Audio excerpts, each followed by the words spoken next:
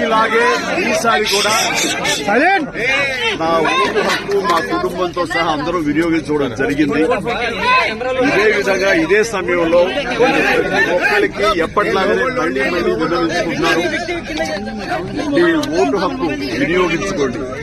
Vote అనేది కేవలం హక్కు మాత్రమే కాదు, అది మన బాధ్యత. సో ఆ బాధ్యత అనేది మన దేశ రాష్ట్ర రూపురేఖలు మార్చివేస్తుంది.